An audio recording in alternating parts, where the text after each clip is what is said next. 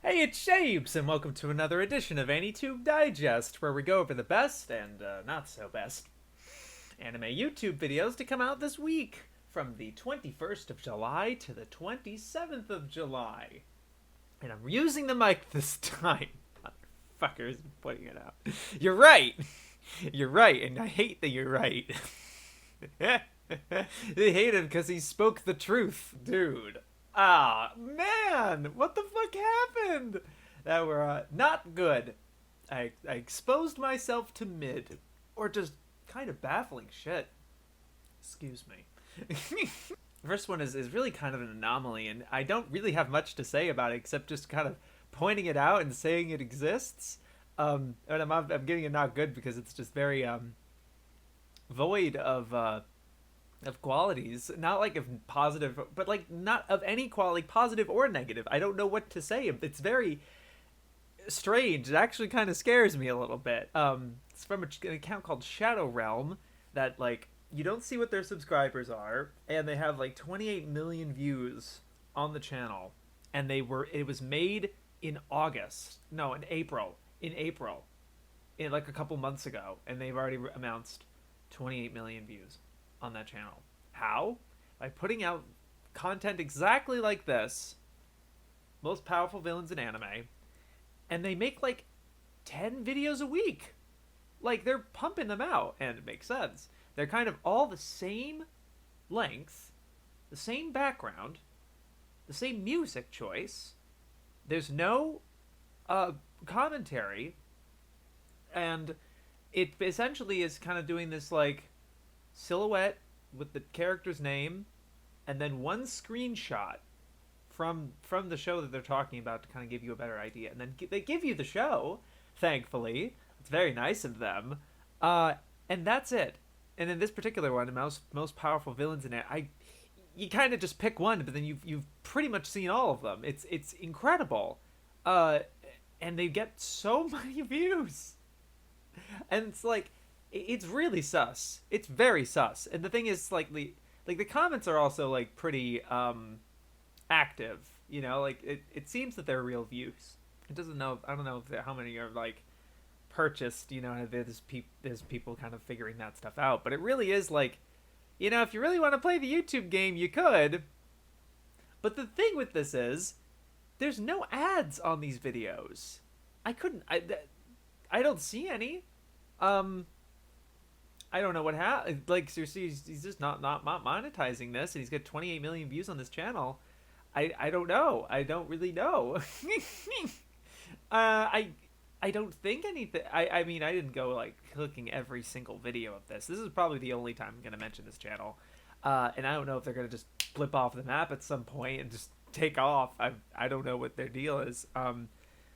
It's just kind of bizarre.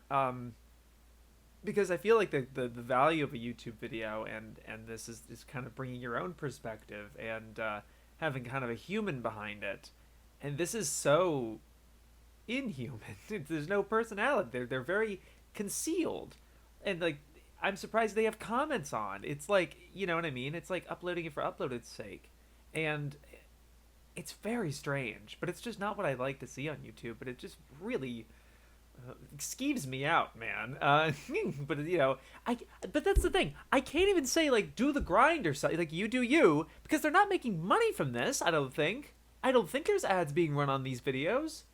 What's going on? What's going on? Why? You know, they're just having fun, and it's like, yeah, I guess that's the way to have fun, man. Holy shit. But I wanted to point that out. It's just very surreal. It's interesting. Yeah, but I watched a video by Anime Fried Chicken. I don't remember when I was subscribed to him and what other stuff he's been making. It's mostly commentary stuff. Get a Robo, Gurren Lagann's big brother. Period. And you know, as someone who is this is becoming a fucking running joke on this fucking on Digest. But hey, I'm making a Gurren Lagann video, and the first section is about Get a Robo and its connection to Gurren Lagann. So I'm going into this with like some scrutiny and to some like, oh, what's he got to say about it? And it's just a review of Get a Robo Armageddon, and it's set to Gundam, this video game Gundam footage. It's like the latest one that came out a couple years ago. It's just that, and there's a little bit of some images you show here and there, but not much else. And then I think half of the second half of the video just has the footage, and it's nothing to look at. So you're just listening to this guy talk, and it seems off the cuff. It sounds like he's talking off the cuff, and like, I'm not gonna knock off the cuff things because here we are. But like, it didn't help your point all that much. It was hard to follow what he was saying, but it was just I probably wouldn't have put it on here if not for how irritating he was with talking about it, and like how the animators cared too much, and that like he was bothered by how good looking it was, and he's like, this looks like a movie and not a 13 episode OVA. And I'm like, that's a complaint? That's a problem? Excuse What? What? Oh no. And in terms of it being a Big Brother and everything, literally just lists the things off like very like robotically, like he's reading off of TV tropes or something. Like I didn't bother to look to see if I could do a very general search for the thing he's listing from. It could have been from that one YouTube SD. It's a bunch of numbers like SD18 whatever. But he does a lot of Super Robot videos, mostly from Super Robot Wars, just kind of playing it. But he has a few lore videos. One about Get a Robo. Like he could have just been listing from that, but I don't know. It was so surface level. You just bullet points, and it's like you don't mention it was points that didn't make sense. It was like listing points that's like, no, like how like Sao Tome is the villain but not really the villain, like Lord Genome. So you're comparing Lord Genome to the professor in Get a Robo, and it's like, what? Sumimasen? I don't know, dude. I don't know about that one, Chief. It was just really frustrating pics like that, and just and nothing going on in the video too to really like. It was. I was not feeling it, man. I was really not feeling it. But it's really this is really seems just kind of a vlog channel of the things to kind of post his thoughts, and he's not really making a crafting thing or anything like that. But I, as someone who happened to click on the video, and it's anime related, and I wanted to talk about it, but it just you mean it's not a big deal or anything. It's not like he's like manipulating or anything like that, and you don't have to. I'm being snobbish is what I'm trying to say. I totally am. But still, oh man, it was frustrating to watch as someone who is making this subject matter in their own video, and it's And lastly, Bonsai Pop. I could probably put this more in the disappointed category, but I kind of want to put that one down. I really don't. I'm just gonna give it a not good. It's I was really frustrated by this Fist of the North Star video they put out. Why you should still watch it. And this is, first of all, I don't really know why it's called that when it's like, I think you're only saying it because it's so old and it's like, you should still care about it. But it comes off to me as like, no, I know you've seen it before and you get it, but do you really get, like, it's still relevant, guys. That was the vibe I was getting off of it from the title, exactly. But boy, they really dropped the ball on here. I mean, first of all, it doesn't help that I've been kind of I've tasted the nectar of their quality, of like how good they can be with that Afro Samurai video. Absolutely killing it, and like it will probably be one of the best videos of the year for me.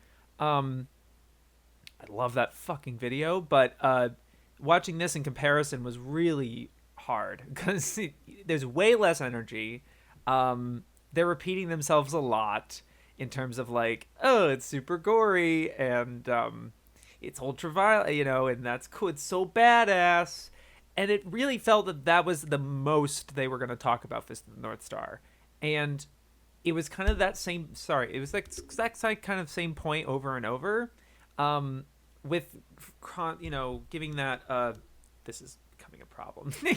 It kept recontextualizing things of like, this is its importance in Shonen Jump and in this thing and its influence on this stuff, and it was talking very generally about Fist of the North Star, and halfway through the video I was like, have they even fucking watched it? I think they've only watched like the movie and like the first few episodes. Like I don't know if they got to part 2, like in like when it starts to become like a shonen, like a drama thing, and he's like, I could just put on an episode and know I'm gonna have a good time. It's like it makes it sound like it's an episodic thing where all it is him beating up bad guys, when it's not that at all. It's way more dramatic and romantic and tragic and ick. But there's a lot more to it, and it's a really great show.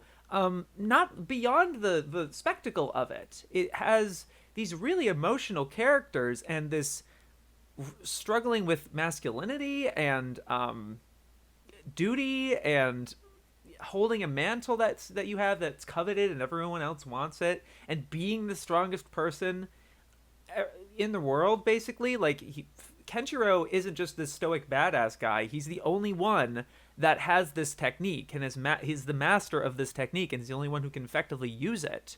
So everyone else is kind of under him, but they try to overcome it. And he's like Saitama in that way, but he has so many internal struggles, and it's still a tough time for him. It's still difficult.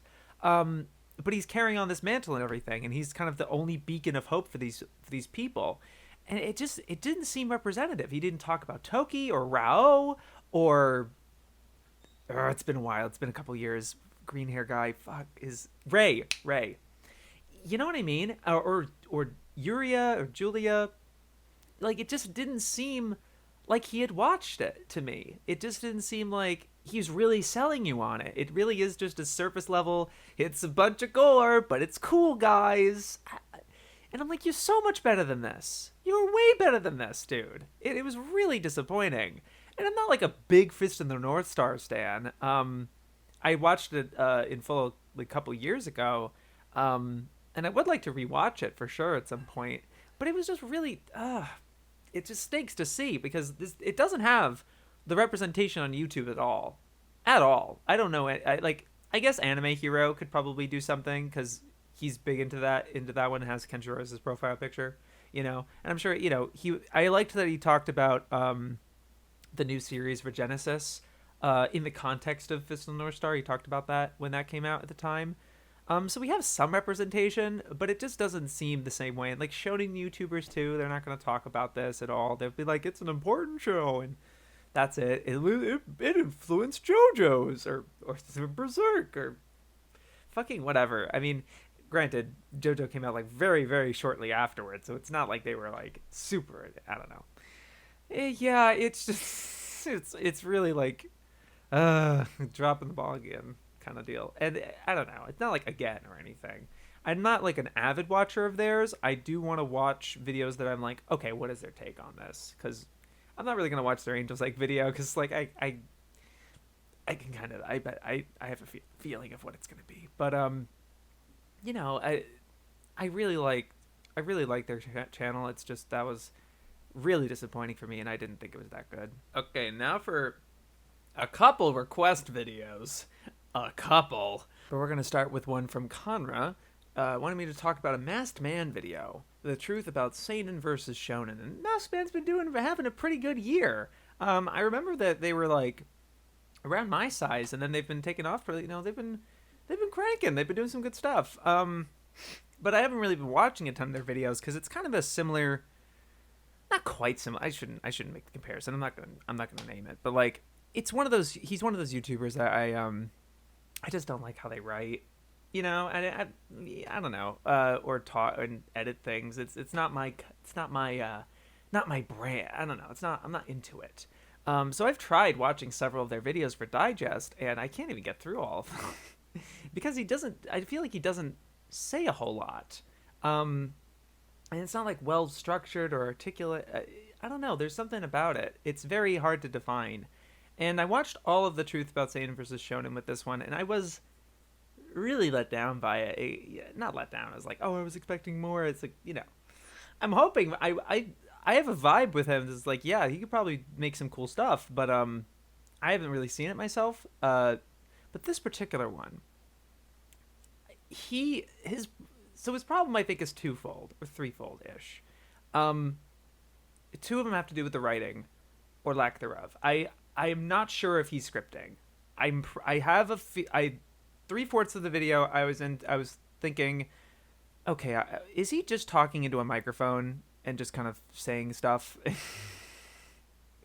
And look, I'm repeating myself here with the previous video. I'm not against off-scripted stuff all that much, but especially when you present it like in a video like this that's edited, I don't know why you don't write. I don't know why it's unscripted. There are some that can really disguise it, and you actually would have no idea. Like there are several Digi videos that are off script that you don't actually know are unscripted, and completely it's a shock. And that's just how good Digi's been practicing talking off the cuff and on camera for years. And that was the experiment that she tried to do with around 2018, 2019 or something, or it could be even earlier. I don't even remember. But she still writes. She still does some scripting. If she puts something out that's unscripted, she'll probably re-record some things. I don't know. There's the structure of the whole video. It felt like a stream of consciousness, and it was hard to kind of follow it in a regimented, structural, I see where you're coming from, and you're building upon your previous point kind of way. There's some circular, like, repeating yourself a few times, and I'm sorry I didn't take notes exactly. I didn't take notes really for anything this time. I don't know, there was a lot of videos this time, so it was just, but it was just difficult to really pin down what your direct point, what the truth is. I think that the point he was trying to make was that it really doesn't matter too much, but people can have their preferences. It's a very fence-sitting and, like, I don't know, not a very hard take or anything like that. I didn't feel very compelled by his points or conclusion or anything like that. But, like, because it's not scripted, or I don't think it's scripted, and if it is scripted, then I didn't feel it. I really didn't see it. What was really missing from this was not so much name-dropping examples. Like, you're mentioning series, but you're not really mentioning anything about the series and concrete details and, like, what specifically in Naruto or One Piece or Berserk or Vinland Saga or Vagabond or any of these are you saying, or, like, quality or some descriptive factor that he mentions and, like, he talks about. It was all platitudes is kind of what it felt like. There wasn't any concrete, like, when they do this, it elicits this from the audience or something.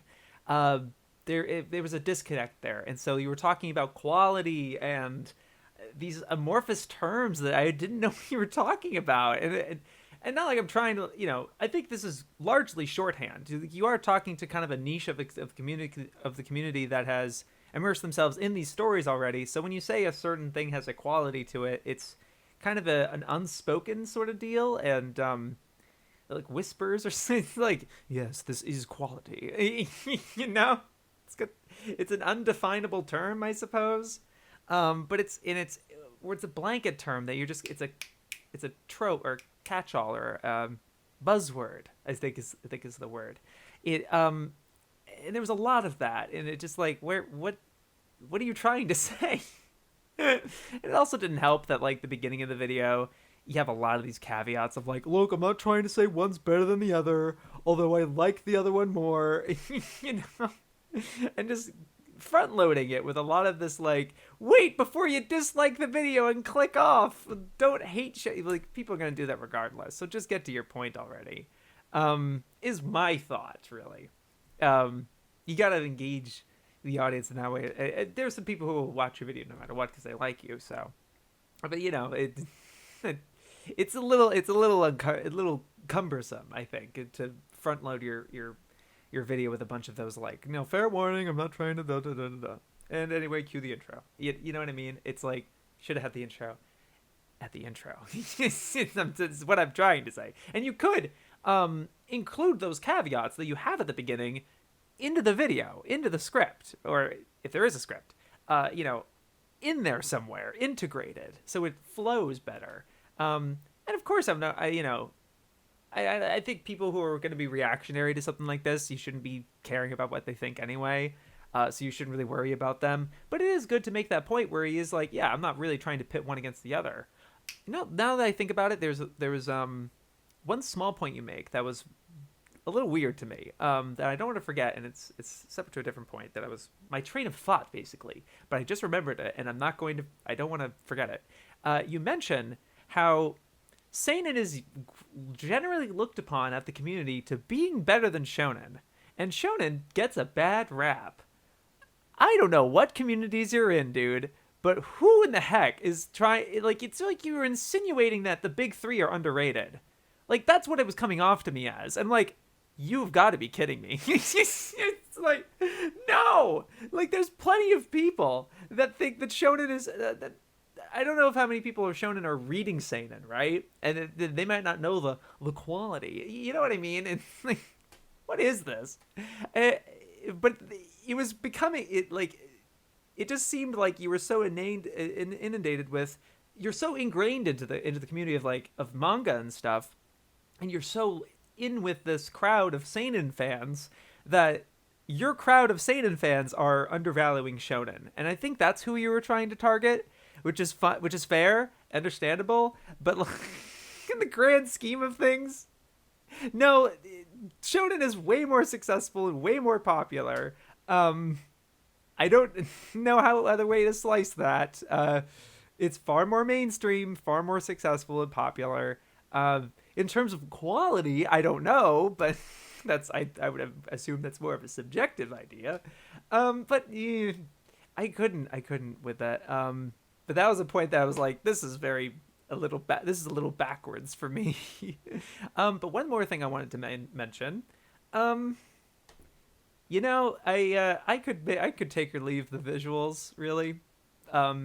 There's one, maybe two, but I remember one sticking out of like, you showed a visual that correlated to what you were talking about. You started mentioning JoJo, and you showed JoJo. Granted, not a very flattering image of JoJo. Like, you had it panning up. It's a good panel. But the way you start it and for how long it takes, it's zoomed. It's like panning on their legs and their crotch area for most of the video, for most of the segment, that most of the part that you're talking about it on. You're not on a face or something. And it's like, could you? And I know it's a very small, very dumb nitpick, but it's just something that's coming to my head where it's like, even when you're showing things that relate to what you're talking about, you're not showing them in the best possible light or in the most engaging light. Because the minute I show you it's you're not showing off the art all that much. So I'm like, I don't care. And what's worse is that there's so much more instances where you're showing showing pages of Berserk or Vinland or these other things, and you're not talking about those things, and you're talking about other things. And you say at the beginning, I'm trying to avoid Kadokawa and their copyright mess. But I can't pinpoint specific moments. I get that you're trying to avoid those sort of things. But at the same time, and maybe that this has just been your history and your experience, and I can understand that. But it's also like, you have to show it a certain way for a certain amount of time, and I don't know, just be a little... I just felt like you kind of... When it was so disconnected from what you were talking about, the visuals just shut off for me. It really was just like, I don't care what... You're not putting as much effort into what you're showing, so I'm not going to engage with it. And it's just amorphous blobs or whatever, and I might just click off and look at Twitter while I listen to your point, which ultimately could lead me to not paying attention as much, and being further disengaged with your video. So you're not gonna fully communicate what you're talking about to me. And it's not really a problem for the majority of people, I suppose. I'm quite snobbish in videos like this, so I understand if it's like, oh, this douche.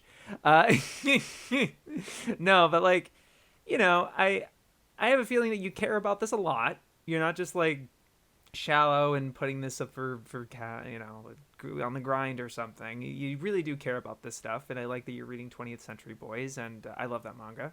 Um, and it's nice that you care all this much.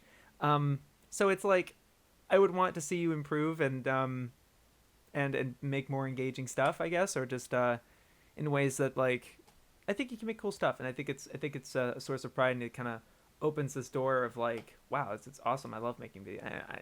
Not saying you don't love making videos, right? How would I know? But I'm sure you do. Why else would you be doing them? But I don't know. That's just me. Welcome to AniTube Digest, where I care way too much about this shit. I got another request from Yellow Cheese talking about Goof Troop. Woo! And I did manage to put it on the playlist because it is a kid. It's like listed as like children's video, so you can't normally add it to playlists, but it's in the playlist because you can certain ad feature. Thank you, Seaweed, for pointing me to that. But it is in the playlist. And it's just the opening to the classic Western animated cartoon Goof Troop. And that OP in particular has a lot of sound effects to it, and like because it's a kind of a clip show sort of deal. And they're showing footage from the show itself, and they're including the sound effects. It's like one of those alternate OPs where they include sound effects and stuff. Those are fun. I think JoJo's done it a few times. But Goof Troop is actually a really well made video because they're syncing it up to a lot of those sound effects that are in that OP, and they're not ignoring them. And there's a lot of like engaging and like matching visuals to it, and it really feels like it makes sense. And of course the pun, if you didn't know, the Goof Troop is in here it's spelled Gouf instead of the Western cartoon being Goof. Goof, like Goof is because it's focusing mainly on the Goof arc, which is a platoon or battalion. It's been a little while. Featuring Ramba Ral, the fucking most badass commander. I don't know what the right admiral. No, I don't know. He's a leader. He's a military dude. And he has a significant influence on Amuro and everything. It's pretty cool. But it's a good arc, a very iconic arc. So it's a Gundam shitpost of sorts. But it's pretty indicative, actually, because it's like best of friends forever, and like he has his camaraderie with his crew and everything, and includes some of the highlights of the arc, certain characters dying and et cetera, et cetera. So it's well made. I actually really like it.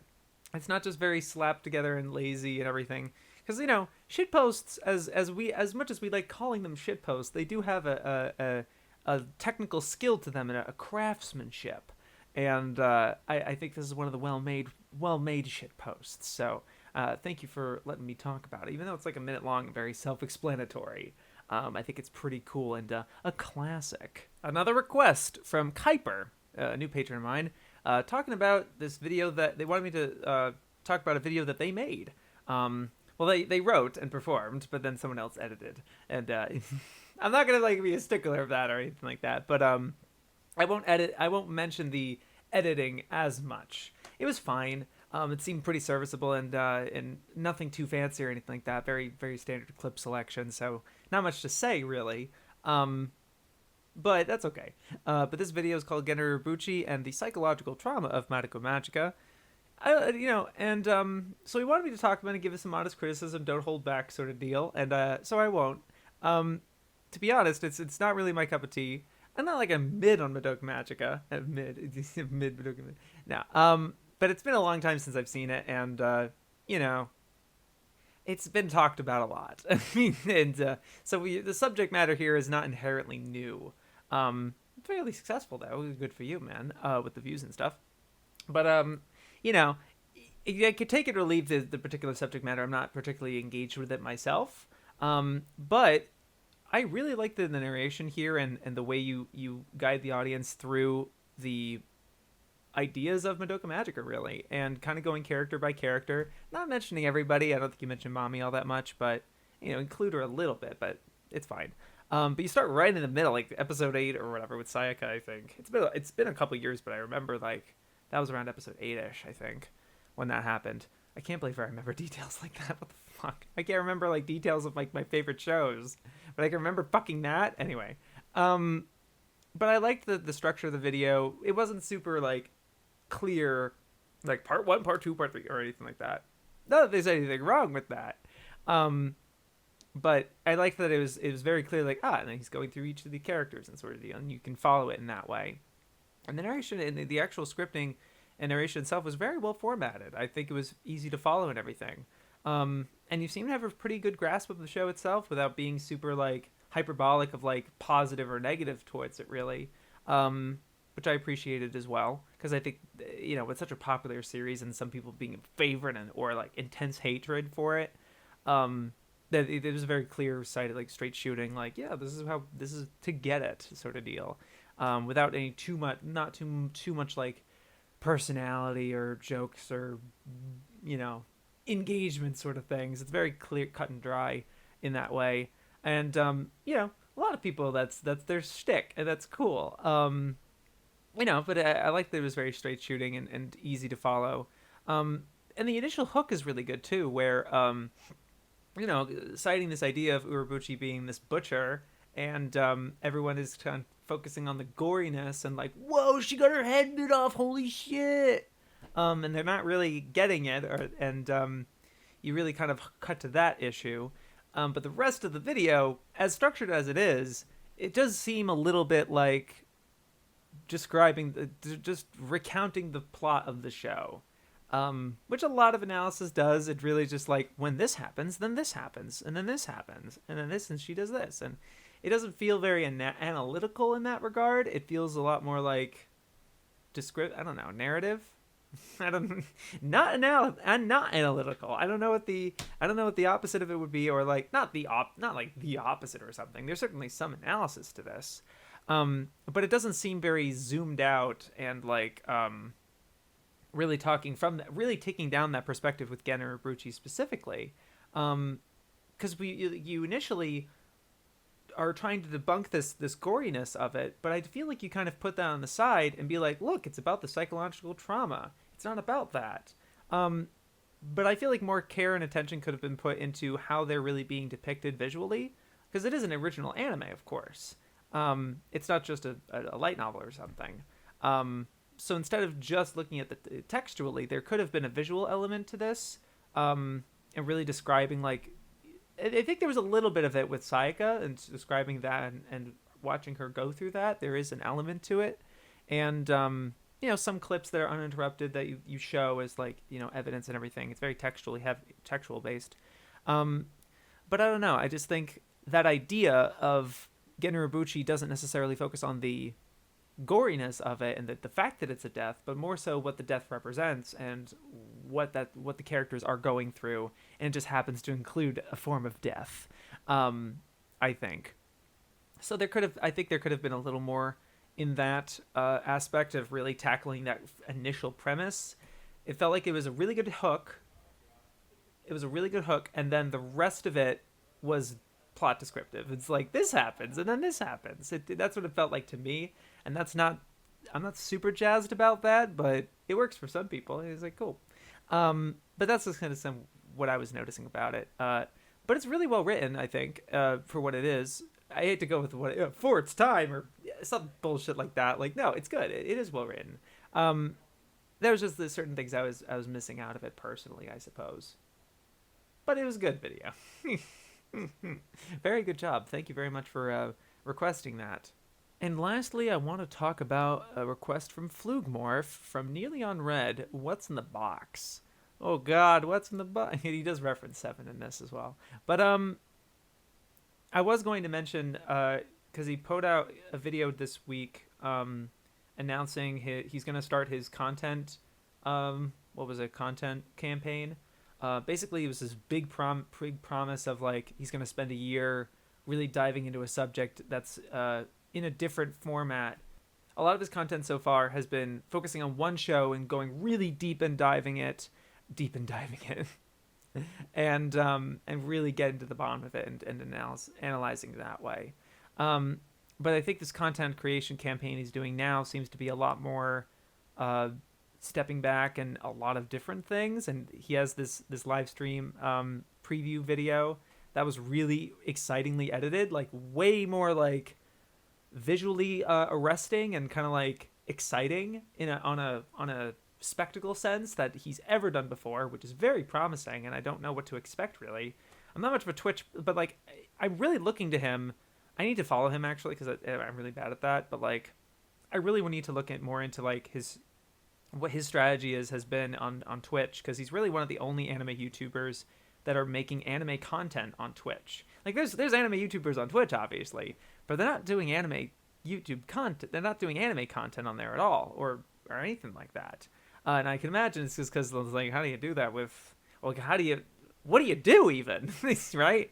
You just talk and you just analyze off the cuff, and it's like, yes, yeah, I will be trying something like that. But anyway, no big promises. I shouldn't be doing that. But let's just actually talk about the video, Shabes. What's in the box? But what you see is what you get. Really, it's him opening a fan box with 23 different contributors, all contributing something to him. But what made this video really special, and what really stands out amongst his other content, because like his other content, this is not anything to do with his indicative of his content, but like, it's something that was really important for me to see of him, because a lot of people on YouTube don't bring themselves in, and you don't really get a sense of the person and their weaknesses and what makes them tick.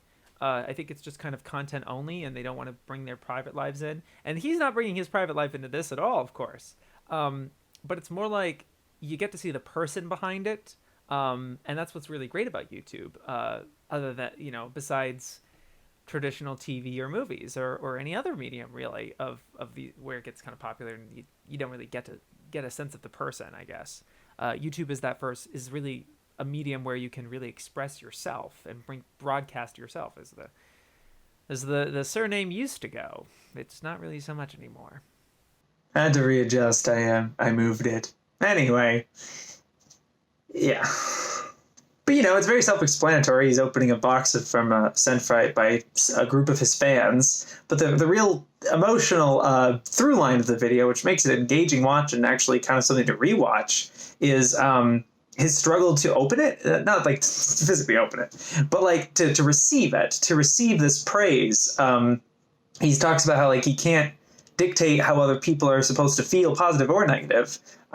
Where if someone wants to reward him for all the great content he's made and send him stuff and send him gifts, again, they're going to do it. And they organized this completely on their own. And he only found out about it so that they could remotely find out what his address was. And he sent them to like something very separate that he'd be able to retrieve it, but like still not give his address away, or any of his personal details, really. And it's completely fair to be a private person, but it's also nice to see the human behind it, especially because his content is very analytical, like very, very cut and dry, like textual based. But it's good. But it was really great to see that human side of him and see him getting emotional over the generosity that people have. It was really nice to see in kind of a heartwarming moment. And it was really nice. It's kind of, that's kind of it. It's hard to describe it any other way. I'm not gonna be like, then he got this shirt, or I like the part where he got, you know what I mean? It's really like, that's it. But I really like the tactfulness that these unknown contributors had, of the letter and the tastefulness of the gifts that he sent. They were very thoughtful. And his reactions to it were really great to see. Like, they were genuine. He had not seen anything that was in the box, and he had no idea. And him getting especially emotional when he saw at the bottom of the box that they gave 2 shirts of his logo and like basically official merch to him. And that must have been really, really surreal. Like, and seeing that, because when you make videos like this, you sometimes forget that. I mean, you sometimes know, but like, I'm talking to myself right now. I know this is going to be seen to a lot of people at some point, but there is that feeling of isolation. with YouTube sometimes. But there are other people who are on the other side who are watching, no matter how few or how many that are, no matter how numb you might be to that number, right? Numb to the number. I don't know. Fuck it. But yeah, like, and it's really surreal to see. And I was really happy to see that. Am I even recording on Audacity right now? I'm not. See, this is what I mean. Like, I'm not. I'm taking it. I'm taking the L. I'm not re-recording that. Fuck you. Anyway, I really liked it. Good job. Well, I mean, it was like 2 years ago at this point. Thanks for the request, Flukemorph. Okay. And now for the videos that I thought were decent. Pretty something to behold, I guess, or something that was thrown my way. I'm like, oh, interesting. Davis, the villain from my favorite film ever made, and he's just talking about the villain from Summer Wars. Love Machine, I believe is the name. Yes, but he does bring into the uncle and everything, and his whole deal. Although I don't know if he really dived into him so much. I felt like there was a little bit of meanderingness in this video of talking a little too much about his design and aesthetic, and it's like, but he shows up so little in the movie, and I'm like, what does that have to do with anything? Like, a villain can be really powerful and you say this, and you say it a lot. It's like your main point that he shows up in 6 scenes, but like, what does that matter? It's like you're quantifying this idea of how long he's going to be. Like, it would be the same thing as, like, he appears for this many seconds or this many minutes on screen, and yet, or whatever. And it's like a character could run for hundreds of episodes, and that doesn't make them better. Like, I feel like time is kind of inconsequential. I'm sorry, I'm starting on a negative here. I liked the video, though. It's in a series of his, of talking about his favorite fictional characters, and the number 4 is kind of like his 4th favorite and stuff, but he's certainly not branding it that way in the title, which is smart. It's good of you. But it was nice to see. I mean, I'm new to your channel, and first video I've seen of yours, and it's like, oh, weird that you're watching something so out of context in a chronological list, but it's not like you're it's a very isolated video. It's not like you're like referencing, I'm like my 6th favorite pick, something like that, which I wouldn't mind, but like it would maybe coerce me to watch your other videos, perhaps. But it's nice that you keep them isolated, and you could people can approach them from any angle and sort of deal. That is nice. But it was fair points. Bringing up the Digimon movie too, and I like the point you make where it's like it's surreal to watch a director make something from your childhood, and then make it better, basically, and things like that. And that is really interesting. I do like that. I don't have too much else to say about it. It really just kind of like a Summer Wars good and Love Machine good kind of video. I do think there was not enough of the uncle. Like, I feel like you could have really gotten to the deal of like his relationship with the main girl and things like that. But and with the family itself, I feel like there was a little too many side tangents and repeating the same, like, but his design is so quirky, or I like him aesthetically, or something. Like, it was just little things like that. It felt a little meandery to me, but it's okay. It didn't have like the gravitas, but I'm being very critical. I'm sorry, but I liked it. I did enjoy it, but yeah, it was cool. I'll leave it at that. Got a Geek video. He's putting out a little more essay-ish type videos, but first Gundam did first. That's kind of an awkward title, but I just noticed that. You could have just said what Gundam did first, but fine, fair, okay. But I largely agree with a lot of the points here, and he does caveat it with, like, it's not the first, but it is the one that kind of pushed this into such a stardom sort of deal. For example, talking about kind of the morally complex or gray villains, particularly Char Aznable, I feel like you could have, like, it's nice that you say that they're not necessarily the first, but I think that's just to cover your ass.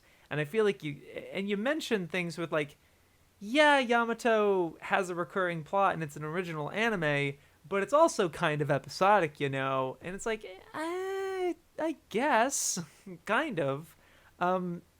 Fire, I guess, but it's still kind of similar, I guess. I don't know. But one of the points I kind of wish you made, and granted, I am gonna make this point in my Gurren Lagann video, and I haven't made the edit yet. I think I will kind of bring it up very side tangenty, like kind of like, yes, I know. Like, I think it's important for some people in the audience to understand that Voltes 5 has a character, Prince Norse.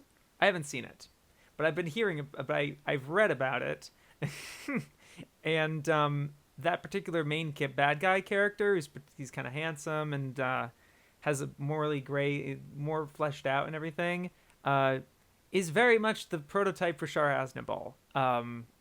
So it's not like so it's like I wish you would have brought him up, and I feel like you knew about that character, but you didn't mention it.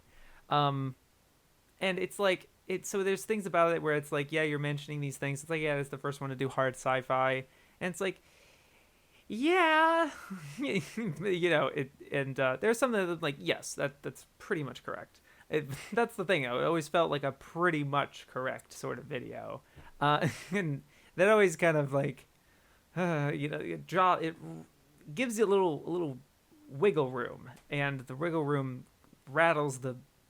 I don't know. It's a very extended metaphor in my head, and I don't know how to articulate it. But I was constantly on edge watching the video, where I was like,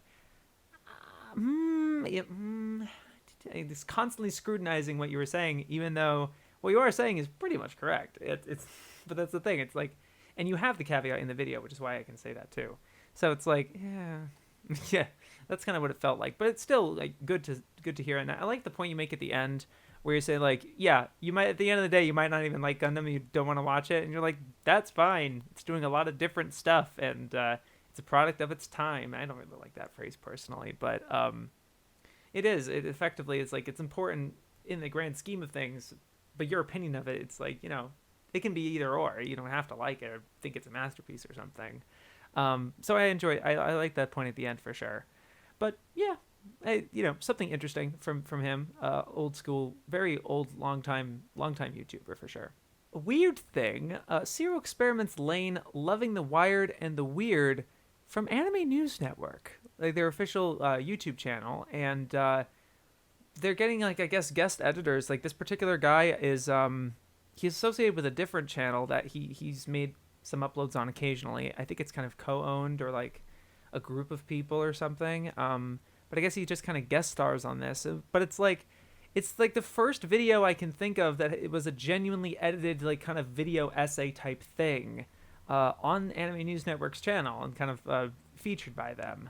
And, for the most part, they've just been making list videos and various things like that. But it was nice to see this kind of video from them. That's about the extent of the novelty to it for me. The video itself is just fine. It's kind of just another Lane video. The internet back then, and then Lane, and I like the emphasis on the producer, and his importance in the role. It wasn't so much like Abe's thing or Chiaki, Kosaka, the writer or the director. Like, a lot of people bring up them, like those guys, but don't bring up the producer very much. And that was a very interesting point to make. I really liked that. And kind of the grand scheme of things of how important it was to the landscape. But for the most part, it's very much like, what is it trying to do? What is its implications? And I don't know. I feel like if you've seen a Lane video, you've seen all of them. And you mentioned that also in the video, where it's like, and there's other Lane videos and stuff. I'm just going to bring up my observations and my theories or things like that. And that was nice to see. It was just, yeah, it's like what I expect, I guess. And the visuals are decent, but they're not doing anything super like, whoa, or just really bending sort of things, and being as captivating as I think it could be with Lane. But it's still nice to see from that, and I think a guy did a decent job representing Lane in a good light. So that was cool, neat. And lastly, for decent, I'm talking about that SpongeBob anime. Bubble Bass arc, original animation from Narmak, and this is the original creator of the very infamous SpongeBob anime.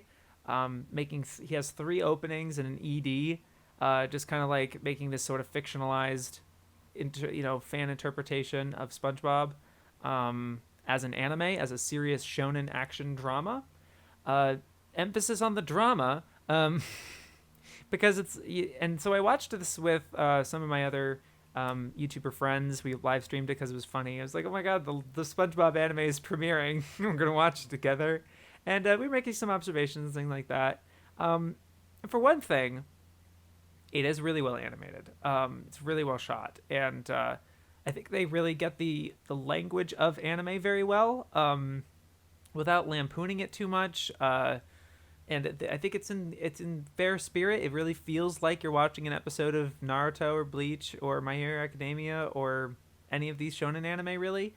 Um, but to that end, I think they kind of nail that dramatic element so much that they almost completely ignore the other half of shonen, which is comedy. There is comedy in these shows, guys, in all of them. But there's like one joke that's actually in the episode, and the rest of it is kind of being a joke by premise alone, because people think it's funny, the contrast of how we know these characters versus how they're acting. That's the joke. But there's no humor from SpongeBob that is taken from SpongeBob in the episode itself. Maybe in the dialogue, but it's being said so unironically and dramatic that it's not engaging me in that way. It's selling you on the humor of the premise, of the idea, of the concept, but not giving you actual humor. So it's like it has this constant sense of irony to it. Because yeah, it is a joke. It is funny that a silly cartoon like SpongeBob being a legit anime and like being taking itself so serious, whatever, and that contrast is inherently funny. But when it's taken this seriously to the point where it's a legit anime episode and you're getting real voice actors, not like real Japanese voice seiyus or something, but like the dialogue is all in Japanese with subtitles.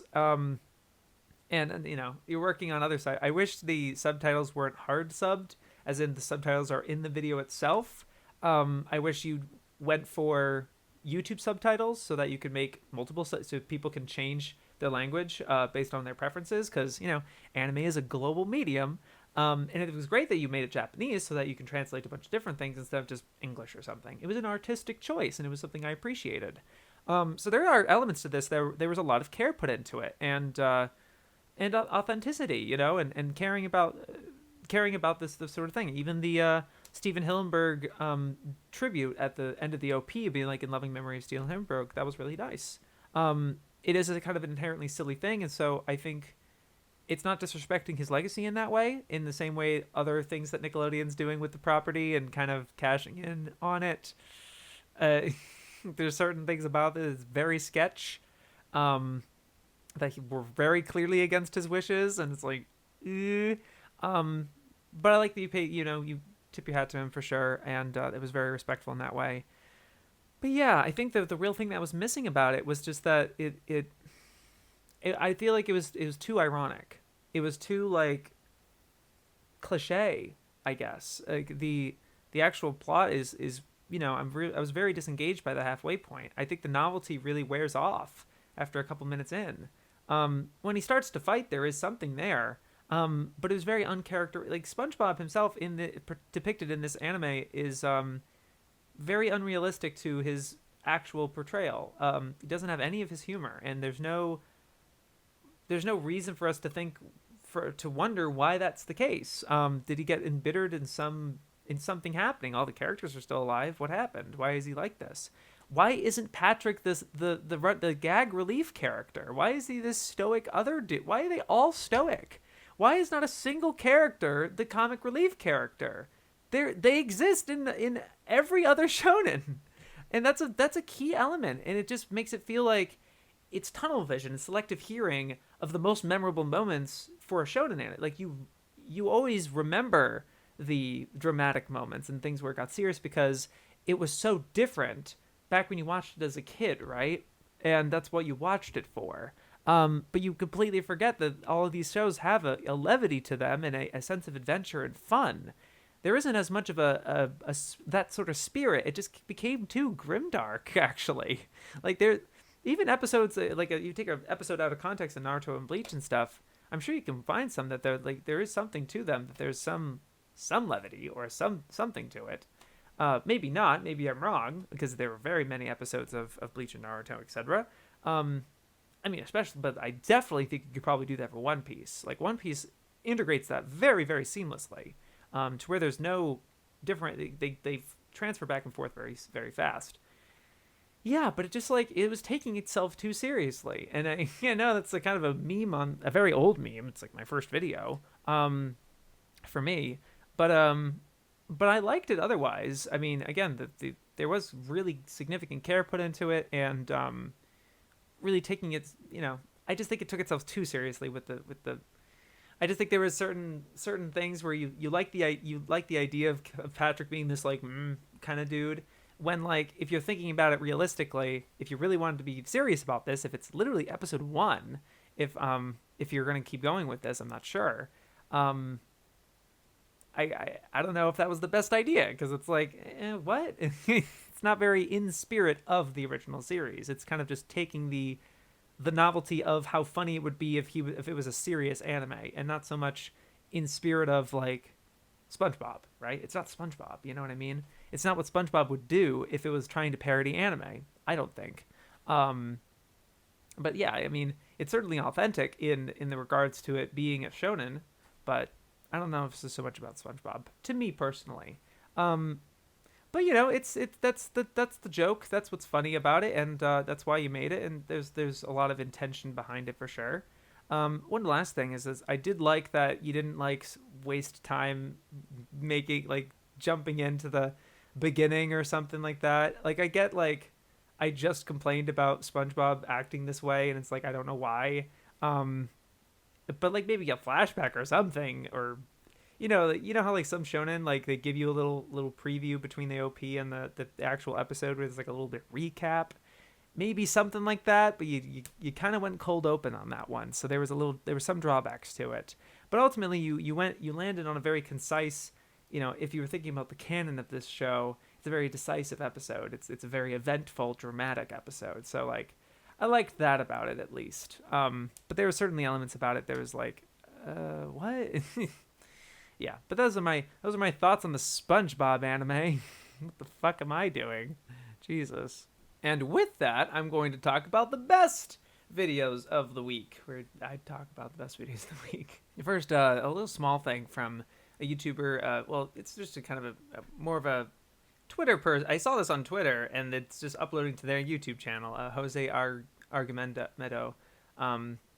I should look into who this person is, I guess, or I don't know. But I mean, I saw it. It was an anime YouTube video, and I wanted to say it because it was cool. Ghost in the Shell 2 Innocence dub comparison. There's not a lot of craft from his part that's going on, so much as just the selection itself. But it really is the explanation of hey, at this time, Manga Entertainment produced this dub using Richard Epcar's cast, and then a couple years later, for whatever reason, for the UK, for for the US release, or he gives a blurb of exactly what the situation was. But essentially, it's a situation where 2 dubs were produced with the same cast, different ADR directors, and probably different companies and stuff, but vastly different dubs, but the same actors playing the same characters. So there are pretty massive differences in dialogue between the 2 scenes, and I was getting the feeling that the Bondi one, the second one that he shows, more often was a lot more clearer, that a lot more articulate, and you were able to understand what the scene was supposed to mean, what the characters are saying. Because Ghost in the Shell 2, in particular, is kind of a confusing movie. When you go at it very, head first, and, a lot of things can go over your head. I think for most people, I think it's a difficult film to parse, of, what are they saying, what's going on. To me, I remember that feeling. I liked the movie, though. But the Bondi dub, the second one, really seems to have dialogue that word choices specifically. There really wasn't much difference in the voice performance so much, and so like it wasn't so much of a dub versus sub comparison in terms of what they sound like, so much as the word choice and how it's being said. So like that's so important to dub criticism and dub discussion. It's so much more about the choice of words rather than how their character sounds. There is something to be said about it where it's like, this person, sounds older or younger or whatever. But I hate that a lot of dub criticism now is just like they sound like a 35-year-old white woman playing a high schooler. Like, fuck off. Like, no, like why would you bring that up? It's like that has nothing to do with the quality at all. Like, say her voice is nasally, or she's talking too quick, or there's some actual criticism. Like, Jesus Christ, like talking about like their physical fucking appearance. What's wrong with you? Like, I'm subtweeting right now, but like, oh my god, there's awful dub criticism of out there, but this was really nice, and there's obviously no commentary in this video itself. It really is just presenting you very unilaterally. Is that the right word? Utilitarian? I don't know. Really just like presenting it to you and making your own judgments for yourself. But it really was consistent that I noticed where it was like a really interesting difference. But it was just a very unique case and really interesting to bring up. So I wanted to bring that to you guys. I thought that was really interesting. Cool. Thanks for uploading that, Jose. WatTheWut put out a cool hot take. Cool hot take. What the fuck am I talking about? And it's not even that hot. I completely agree with it. And it's just not as popular because it is a common sentiment about dropping anime. Anyway, no, you can't judge an anime from just one episode. It's a very common conception, thought up mostly by Digi, and WatTheWut does bring up her video, but doesn't go further than that. He just mentions that, she made this video and that's it, the conception that people have. But WatTheWut pretty systematically takes it down of like, it really isn't. It's really a case-by-case basis, and I really like the ending point where it's like, just find out what the consensus of the show is. What do people say about it? Because like, there's been plenty of people that have watched these shows and can tell you what the deal with it is. Like, oh, it starts really good and then drops off at the end, or it starts off really mid and then it gets interesting and even really good at the end and it's worth it. You have to hear that shit. You can't just like go in blind to this shit. And I don't think WatTheWut really mentioned either. I think for me, a lot of people don't recognize that they might be in a particular headspace when they start a show. They might be sleepy and they fell asleep to it, but then they might be like, oh, the show bored me or something. They have to, or like they just went through a breakup or something and like the show is not what they were looking for. Or they were expecting one thing and they get to another. It's a very personal choice to drop something, and you totally can. No knocking it, and WatTheWut says he drops the things all the time. But to judge the entire quality of a show and to be like, this show is bad, I only watched the first episode. No, you cannot just say that. Just don't have an opinion on it. Anybody can have an opinion on anything really, but like whether it's substantial, whether it's worth listening to, that you have to see all of it. And I think essentially is what WatTheWut was saying. He's giving a lot of examples and a lot of concrete details. And there's so much more nuance to this. And I really like that he tackled this without being too toxic, I think, in terms of like going after certain people. Like he brings up Digi, but doesn't try to debunk her video all that much, or go after certain people. I really like that, WatTheWut is very clear-minded about this, and it's like, this is a much more nuanced take than people realize. I guess toxic isn't the word for it so much as it is antagonistic, I suppose. But no, I really liked that from him. It's really great, and I like that. This is a stray thought, and I was watching the video, and I was like, I'm not going to remember this for Digest, but I happen to now. Smallish point.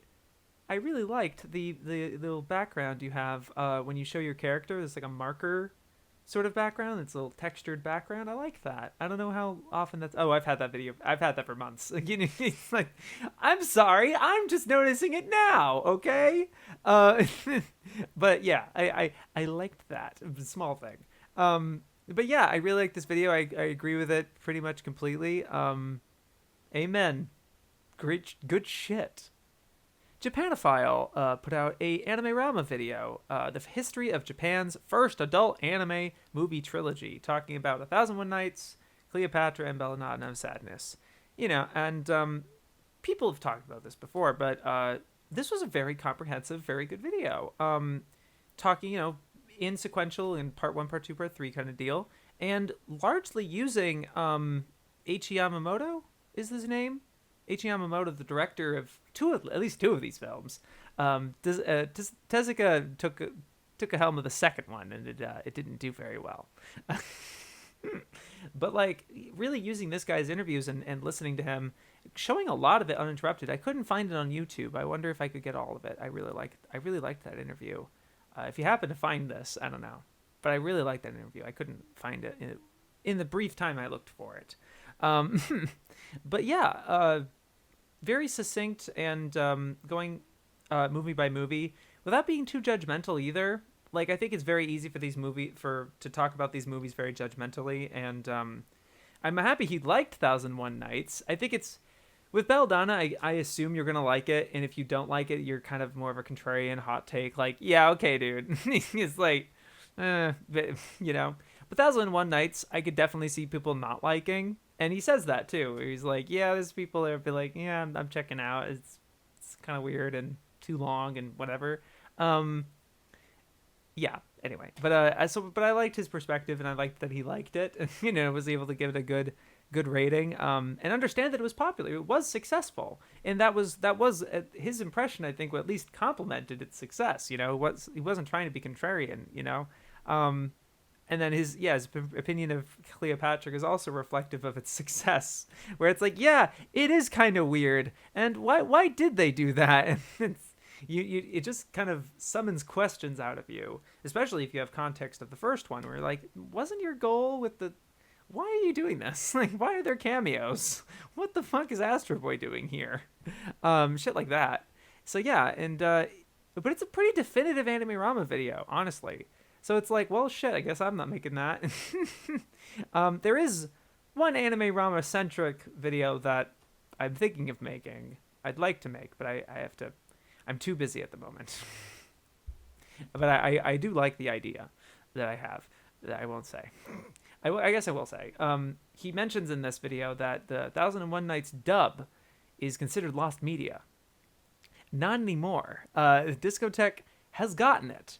Has the entire dub, and it has been synced and restored to the HD footage. And it's a perfectly intact dub. It's really good. I like the dub. It's very of the time, of course. Again, I hate that phrase, but it's like you can tell it was made in the 60s, and it's very corny and kind of like it sounds like Speed Racer, right? Like back when it was made, it sounds like of that era and very cartoony and stuff. A little campy, but it's cool. It's fun. I like it, and they cut some content. The dub was not a 1-to-1 adaptation. It cut a bit of some of the scenes, but I have to see. I actually don't know what it cut. Exactly, I haven't looked too deep into it, but I worked on that dub. I was giving it some closed captions when I was working for Discotek. And it's not like an NDA or anything. They've announced it that they have it, so I can say it. So yeah, but like I'll probably make a video on that. But yeah, I liked this video a good deal. Great job on it. I really liked it. And lastly, it's your boy. He's back. I was over the moon seeing this shit in my sub feed. Let's go. It's fucking Roger Smith. The anime cover art is awesome. Dude, yes, my guy. My absolute guy. So like, it's so happy to see him back. So like, I've been biased. I've been friends with him for a long while. He's kind of my first like online friend, really. Like kind of the first person I ever really DM'd. I've told him this. and I've mentioned this in other places before too. So I have a history with him and everything, and I was encouraging him to get this video out. He had this for a while, and he had recorded this like almost a year ago. But I liked seeing this from him, and it had more of an editing to it. Like it had this like background, and because he's talking about cover art very like still images, and has to show like the full image oftentimes. So he has a lot of things moving around, and there comes some drop shadows, and it's like, oh yeah, you're doing the thing, yeah. You know, it's not just clip selection. I like that. But you know, it was a really interesting video. You know, it's one of those rumination videos, kind of like what I did with screen caps, where it's like, you know, on the surface, it's like, who gives a shit, right? It doesn't feel very substantial. But I think it's something that is a very underdeveloped and underappreciated topic that really is important to a lot of us. I think, I mean, Roger contextualizes at the beginning where it's like, it's a first impression. It's exactly how we judge all these seasonal stuff. I mean, granted, some people just watch everything regardless, but it really makes makes an impact of whether we're going to be spending our time on it, and whether it looks appealing to us. And he brings up a lot of trends from like the 60s and 70s, and brings up this really good quote by the artist behind a lot of the mecha series, like Combattler, like why it looks like that, like why the art looks so professional and it doesn't look indicative of the show at all, is because they didn't want packaging and promotional material to look like anime, because it wasn't as accepted back then. In the 60s and 70s and stuff, it was still kind of like a niche, like, oh, isn't that cartoon? And it looks kind of, they're kind of looked down upon and like mocked. So they made it kind of look more prestigious, and which is very interesting. I'm like, that makes complete sense. And Roger makes a lot of really good like points where it's like, that's still kind of the case today with Rakugo Shinju, and what was the other one he mentioned in that vein? I don't remember. Dang. What would it be? But I loved that. And dude, side note, it doesn't have much to do with the video. I watched this video after several videos of very disappointed or just very frustrated with, or just didn't have much to say. And it was just like, oh, and it was an oasis, my guy. This video was a goddamn oasis. Because it really is coming from somebody who is experiencing this and just really consuming anime on the way I am, and the way a lot of us are, I think, that isn't being represented on Anime YouTube all that much, because all of us are too busy watching it or something, or some other reason. I don't know. It's just like very underdeveloped topics, and I like the observations Roger's making where it's like, yeah, it's weird that Kyo Animation has this weird obsession with blue. Like, there's a lot of ones where it's just the sky, but there's others where there's no reason to have it blue, and yet it's blue. It's not all of them, but it's true. There's a lot of them that are very accented to that color. It was very weird. But it's observations like that, and I like that it was very multifaceted as a video. It's a lot of different ideas. It's not very like predictable. When you start with like the 60s, it makes it be like, oh, okay, he's gonna talk 60s, 70s, 80s, and I'm like, that's an interesting like trend, like following that trend sort of deal. But he breaks off of that very quickly after the 70s, and he starts talking about kind of like the importance of them in the OVA era, because of very matter of fact, it's like, yeah, that's how people are going to watch your anime, because it's on VHS. They're not going to see it anyway else, so they're gonna have to judge by the cover. And I think that was also why like the cover was a little more indicative of what the subject matter is. I mean, it's still artsy, it's still good looking, it's still kind of punching up versus the quality itself. But I imagine that's why they had to be a little more indicative of what you're getting, I guess, is my suspicion. But it's a great video, and well made, I think. But like, I just like it for like how comfy the like Roger's the atmosphere Roger gives for it. I really like his writing style. Like, it's very matter of fact. It's like he's talking to you over a Discord call, and you know, it feels very personable in that way. And it's great content, dude. It's really good. You're fantastic at it. I don't know how much I have to fucking praise you. Like, Jesus, come on. And he's at this point with creatively where he's stuck with these big projects of like going over everything in a decade sort of deal, that are way too much. But it'd be like that. But I'm hoping that this video encourages him with the reception that it gets. I think it's going to be all positive. I don't see anyone having problems with this video. Famous last words, I guess. But yeah, no, seriously. It's really creative. It's great. I think your writing is great. I think the editing is a step up. Not just from your regular content, but just in general, like from these other goons and stuff. Like there's people who are just doing clip selection, people who are just doing it over game footage or whatever.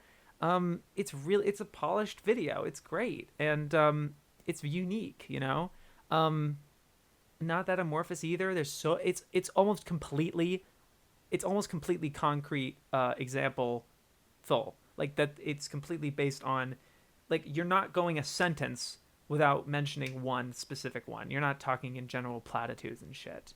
Like, there's just so many things it's doing right and stuff. And it's not this big grand spectacle or something, or this big profound thought or anything like that. It's just thoughts, right? But it's very thoughtful observations. And it's sick. I'm repeating myself as usual. But yeah, it's awesome. I loved it. And I'm not just saying that because I'm your friend. It's like, God, thank you. I knew you could make this shit. And it's not like you weren't either. It's just like, you don't make it that often. It's like, oh well. Can't wait to put you high on that tier list because you deserve it. Oh, wait, am I making an AniTube tier list? That's right. In a month from now-ish will be the 1-year anniversary of AniTube Digest.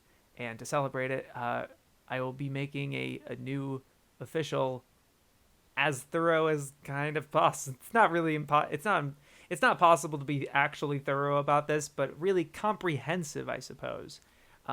Digest centric as well. There will be. I have to make it first. But yeah, trust me, I've thought about this for a while. Anyway, I guess that's my announcement for that. Look forward to it, I guess. Anyway, Roger's video is really good, obviously. I've praised it enough. Thank you so much for watching this episode of AniTube Digest. I hope you enjoyed it. Thank you to my patrons, several of which have requested videos today, including Beamburst, Aiko, Flugmorph, Hazel, Jawburst, Kuiper, Conra, MyAnimePod, Najbeb, Unique Namosaurus, and Yellow Cheese.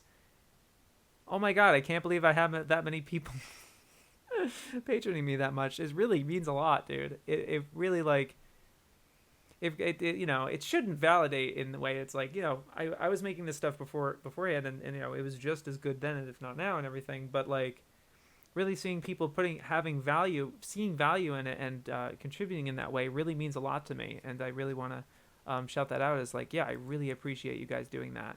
Thank you so much, seriously. Yeah, have a good week. Yo, peace.